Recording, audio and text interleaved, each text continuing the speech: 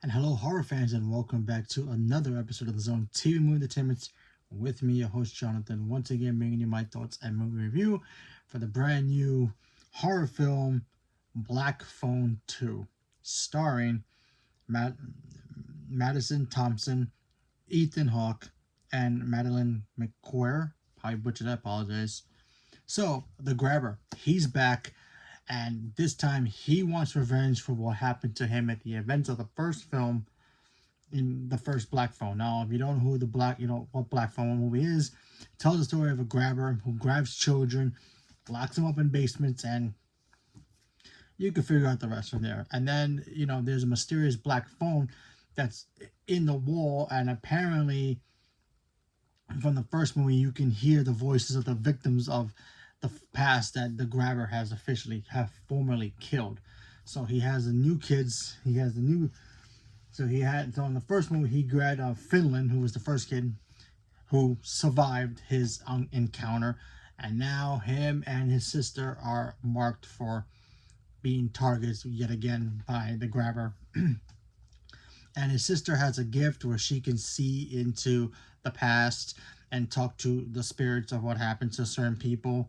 So when she starts getting these weird dreams about what happened to these kids at this winter camp, they decided to go up there and check it out for themselves and see if they can find what happened to these missing kids, how they died, and all that. So when they get up there, they start getting these weird vibes and feelings that the grabber is still there.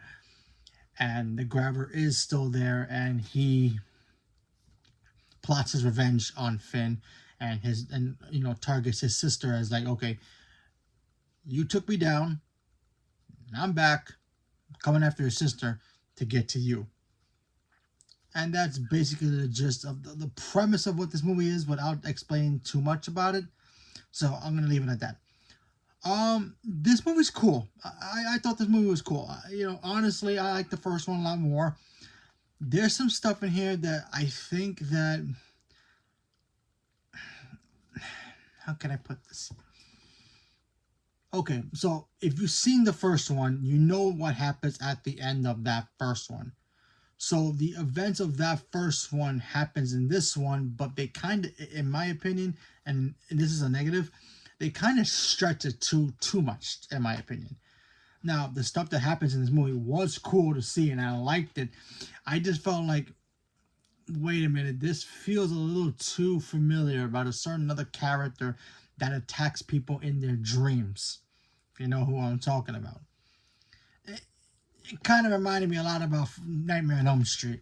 Think of if Freddy Krueger had the power to only attack in the dream, and he can't attack you during, when you're awake. But if you're asleep, you're dead.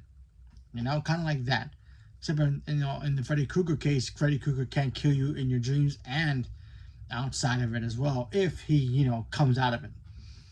So in this one, the grabber is pretty much like attacking these kids in the dream world. That's all I'm gonna say. How is he doing it? How did he get this ability? You're gonna have to watch it and watch it for yourself to know exactly why he's doing it in this version. And it's a little bit different from what the first one is. Especially if you have not seen the first one. You've seen the first one, you know how it happens. And honestly, I like the premise of like, okay, Gwen, she's the younger sister. She has this ability. She can see the people that passed on from what happened to them or whatever, and she decides to go investigate these people who have disappeared in this winter camp. But there's also a tie-in with the grabber in some weird way. He shows back up, and he starts causing mayhem as well, and he goes after her and her brother. And everybody in the campsite think they're kind of cuckoo for it. So yeah, so it's a hard way for me to explain this movie without actually spoiling anything. But what I'm gonna say is that I liked it, but I felt like they kind of stretched it too much. You know what I mean? Like the first one was all about, okay, the grabber, he's a creepy dude who wears like clown makeup in a way, kidnaps kids, and he axes them. He axes, he takes an axe and he uses it against them. So, and you can use your imagination for what happens to those kids. during those times. And then we get a cool backstory about how the grabber, you know, it ties into the kids that he's going after in this one. And it's actually kind of interesting. But yeah.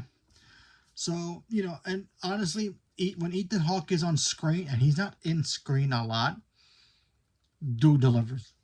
I love Ethan Hawke. I think he's one of the most misunderstood actors in Hollywood because he's so brilliant in acting. Every time you see him on screen, he delivers.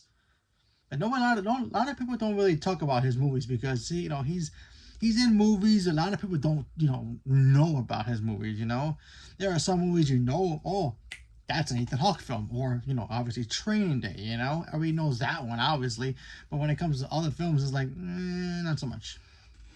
But when he delivers, he delivers. He's fantastic, and when he's on screen, he's great. The kid, Finn, obviously he's Hiccup in the How to Train Your Dragon movies.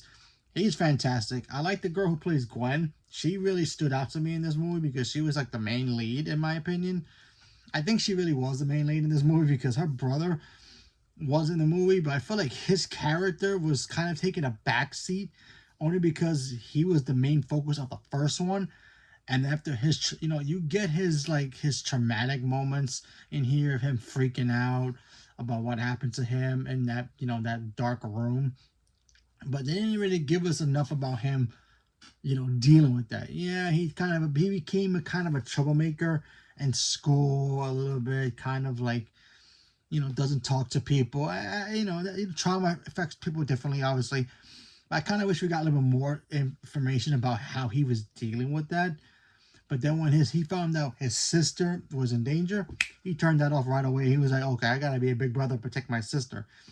But his sister was the focus of this movie. It was really more her and Ethan Hawke's character and why they have such a kind of connection in here. And like I said, the whole supernatural element to it was cool to see on screen. I felt like they took that supernatural element and then they stretched it as far as they could. And then they just kept stretching it. To me, they kind of stretched it too much. If you guys understand what I'm trying to say. But still, I liked it. Do I like it as much as the first one? No, I think the first one was a lot more better because it had the supernatural element to it, but it wasn't as like the heavy focus of the film. It focused on the grabber and this kid being terrified of this guy who literally took him out of nowhere and put him in this basement, and there's a black phone there, and he's able to talk to, I guess, the spirits of his victims from the past. And now in this one, the supernatural elements pretty much become the new, blanket covering over the whole film. It kind of went a little too over, in my opinion. But still, had fun with it. Ethan Hawke was great. When you see him on screen, he's great. The kids are great. I just wish the supernatural element to it was a little bit toned down a little bit.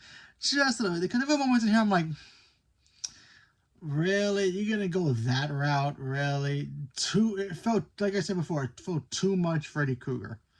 And if you know the Nightmare on Elm Street franchise, you know where I'm going with this. So, I'll leave it at that. Excuse me.